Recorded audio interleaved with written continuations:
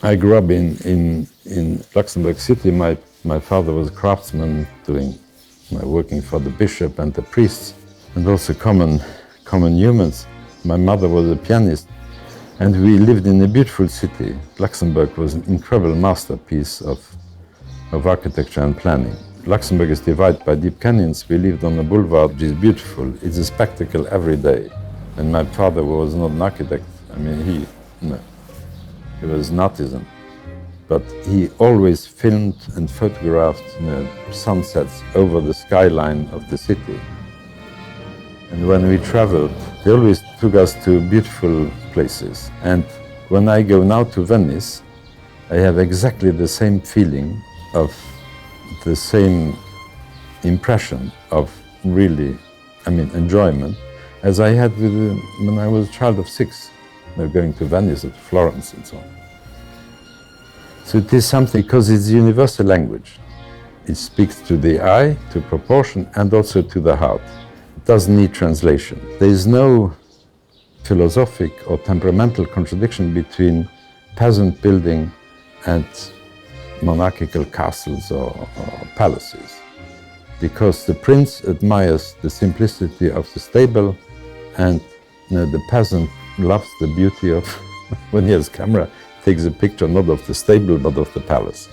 So there is this common language around the world which was incredibly well established, that the beauty of structure unifies mankind.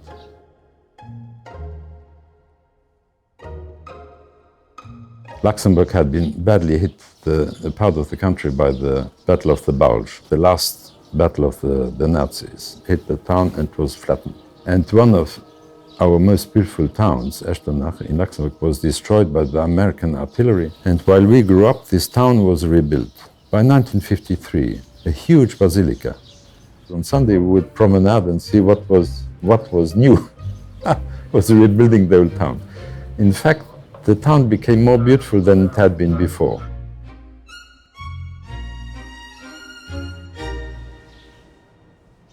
I left university because I wasn't taught anything.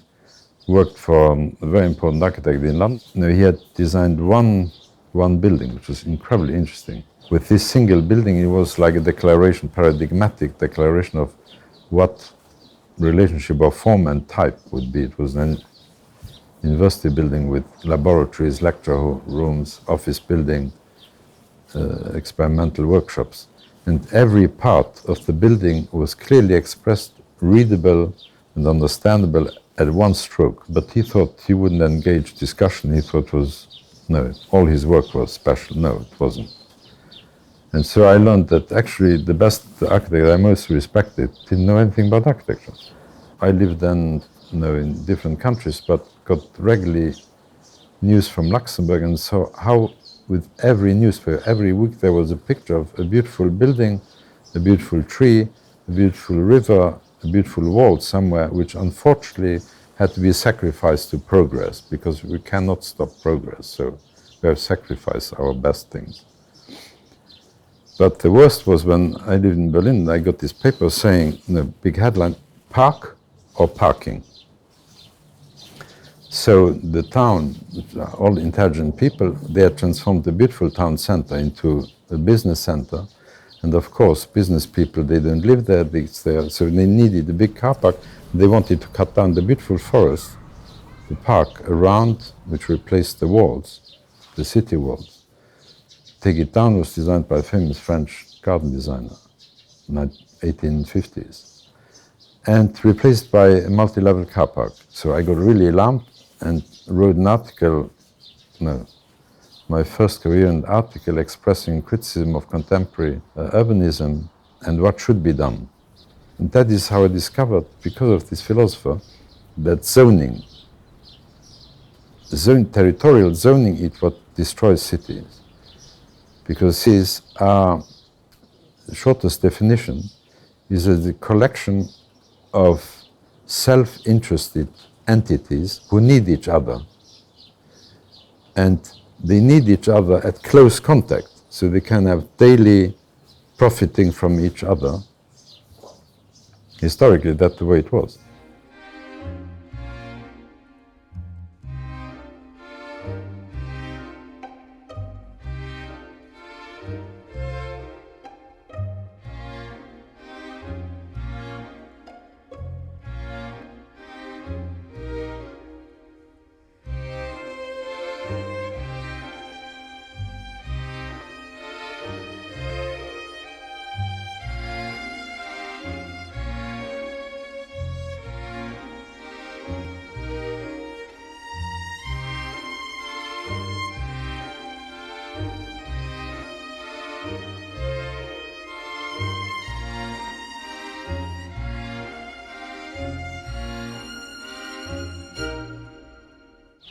So I said the most important thing is to counsel is zoning. They said, but zoning, that's the law, you can't counsel law. I said, but if the law is wrong, we have to counsel it.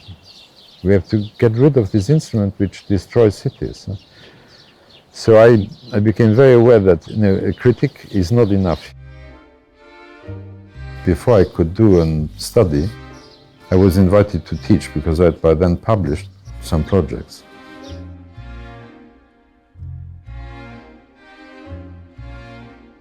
I was suddenly famous within like 3 months. I had like articles in 10 different journals.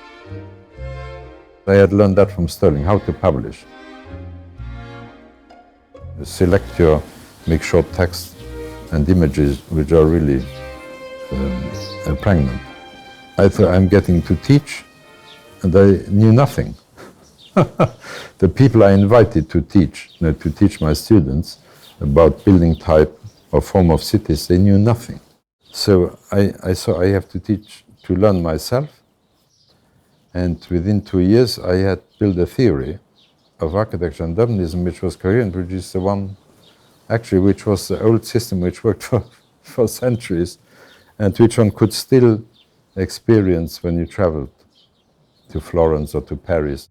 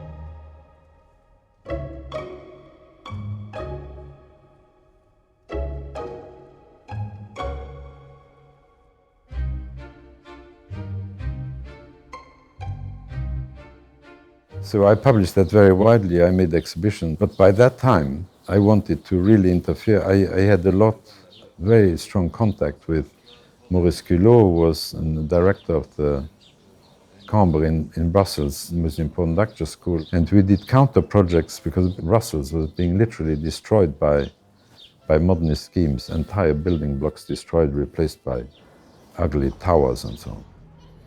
So with students, we did counter projects, how with the same mass of building, you could modulate in such a way that the city is not destroyed. And that became also very political, because it started to interfere with the policy of European communities and so on. And the school was closed because the minister didn't like it, and we created a school of reconstruction of the European city with the best architects. Some of them became quite famous. And, but these most talented people, and with us teachers, they didn't get credit from the ministry, so the school had to be closed. And no, by that time I had big projects in France, which I had won some competitions and some money, and Jean Nouvel was my first promoter in France, he and his wife. They got me a huge job for a big school in a new town, and I was too radical, so they refused it, so I gave up. So I started to refuse building because I said, I can only do architecture. I am an architect because I can do architecture because I don't build. And because I'm an architect, I do not build.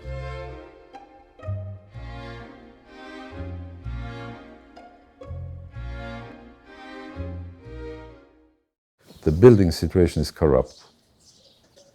And so corrupt that if you engage in the building situation, you get corrupted. And I started then another 10 years and I got into building. And I must say now, 30 years of building experience, I was right. Because the only building I'm really proud of is a house I built for myself in Florida, which is 100% the way I designed it.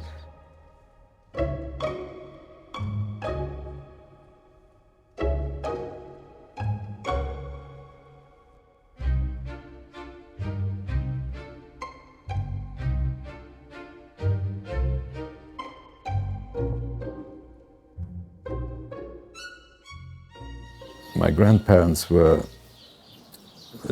absolutely fantastically charming people and very artistic. My grandfather had been something with the railway companies around the country, and so he had a lot of time, and he painted and gardened. And so he encouraged my brother and my brothers and sisters to draw, not by telling us to draw, but because he did it.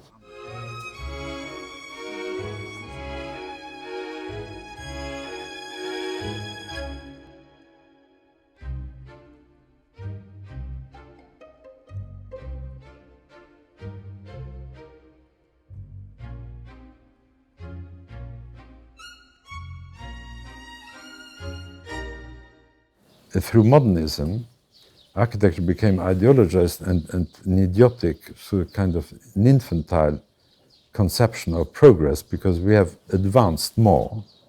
We cannot go back. But then if you have that, you cannot speak, because grammar, experience, everything is of the past. So we are not cut from the past. And without that going always back to the past, you cannot communicate, you cannot build properly, you cannot build beautifully, you can't have intelligent action. Past is not over, as somebody said.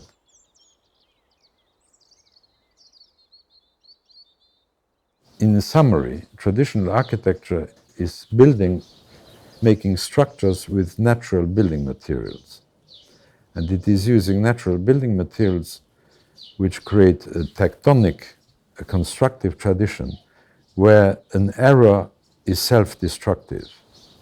Whereas with synthetic materials, which are liquid materials, whether it's steel or plastics or concrete, you can cast them in any shape, and you can even lie them on the back and they still survive.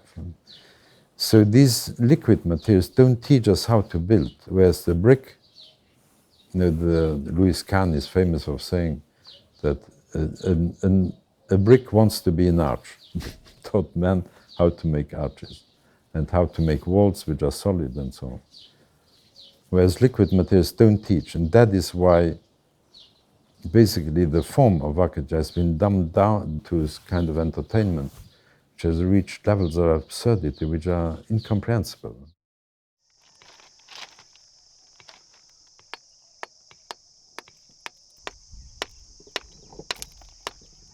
Vernacular building is defined by the size, what a hand can hold, what the brick is defined by, or stone is by what one or two people can carry. And to bring back traditional building and traditional urbanism, which is even more serious, because by modernism, as far as town planning goes, has deconstructed cities, turned them, instead of being this complex of self-interest, needing daily and weekly contact, it has delocalized different housing, industry, storage, retail into vast geographic areas. And if you take down the use of fossil fuel energies, the system is finished. Modernism is suburban. Monofunctional, single function, vast geographic areas, and that is why it's important to go to rebuild the city also as a model, that it has to be not just a place for living. It's a collection of self-interest, a community of self-interest getting together because they can't live otherwise. They need each other. And the city has urban self-interest, which is strongly related to the country, which has self-interest, and each need each other. I mean, the peasants need the city, and the city needs the peasants to, to eat.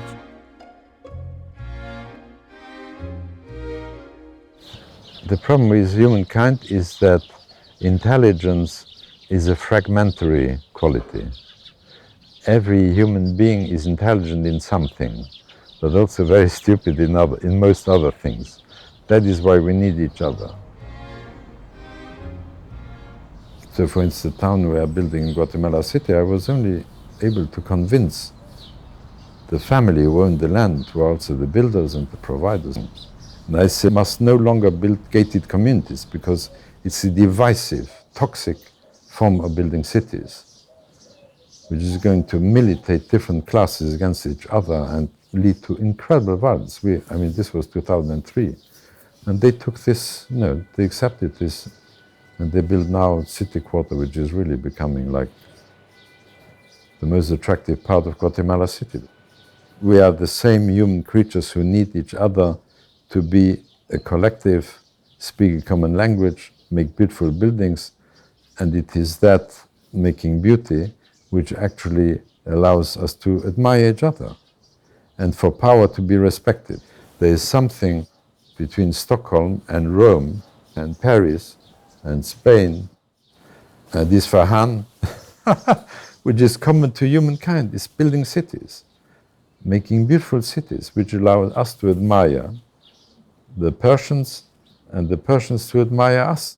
I remember as children we went driving to Switzerland, we wondered, why do the poor French, they build such horrible buildings?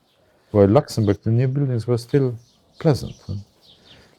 And that's the responsibility, and that's why we, when Bertrand Russell, he had the Russell Tribunal in Stockholm to condemn American bombardment of Vietnam. So we had the Brussels Tribunal condemning architects for what they were doing. And the strongest punishment was to condemn architects to live in their own buildings. And it was seen unfair. So I published a series of articles which were called Private Virtue and Public Vice. Where do the modernists live? What do they build? And where do they retire? And all the famous, including Sterling, Rogers, Foster, they all live in classical buildings.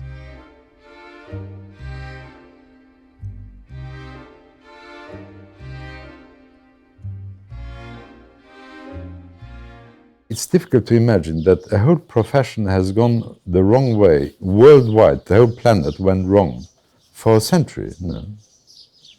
And so we are the first generation, because in every country you have people like Abdel Wahid or Hassan Fatih or Ongat Satrabandu in Thailand. In every country you have some people who resisted. They're everywhere, but they didn't dare publish because they were attacked by the profession. And so we are the first generation who dared say, there is a mistake, we have to change course, reconstruct European cities, not only physically, but also mentally, because there was a system which is now dead. And we shouldn't build dead cities which are incredibly wasteful.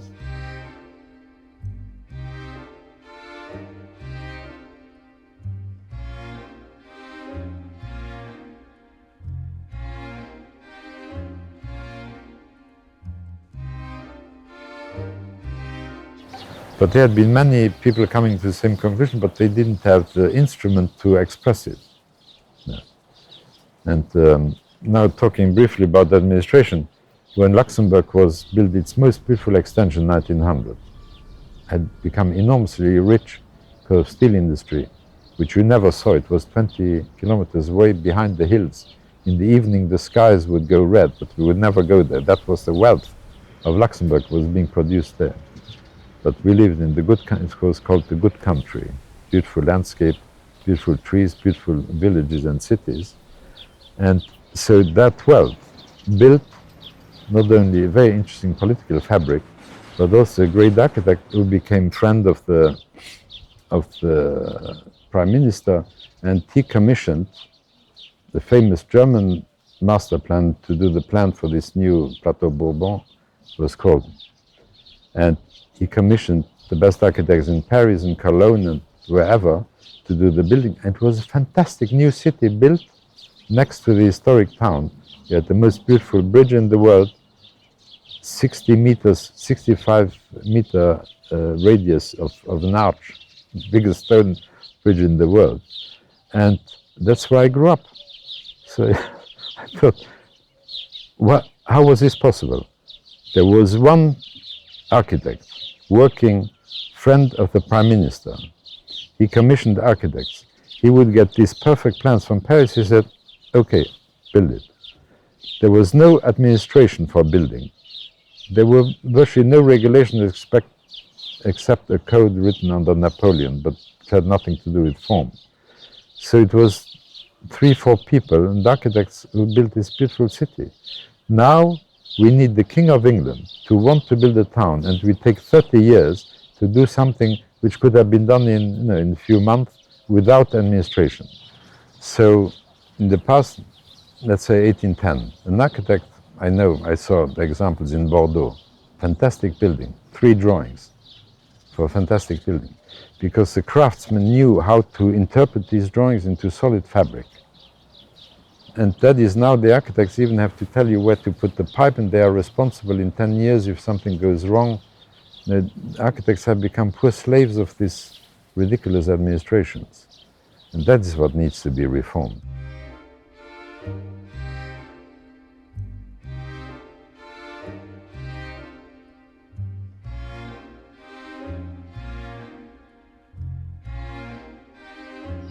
No, I think architecture and town planning, urbanism is one of the most fascinating jobs which exist in the world. I mean, compared to music, writing music. It's incredibly interesting to create places which people will feel all right. It's fascinating. Because with the line you decide how people live, good or bad, whether they live in a camp or in a beautiful town. It's a matter of design. And that is what is so important. When you are taught real architecture, you discover your talent and your skill, and you can flourish. You don't stop. It's like playing the piano. You don't stop because you are 65. I'm now 77. No, I'll do it to the end. Because it's a fantastic job.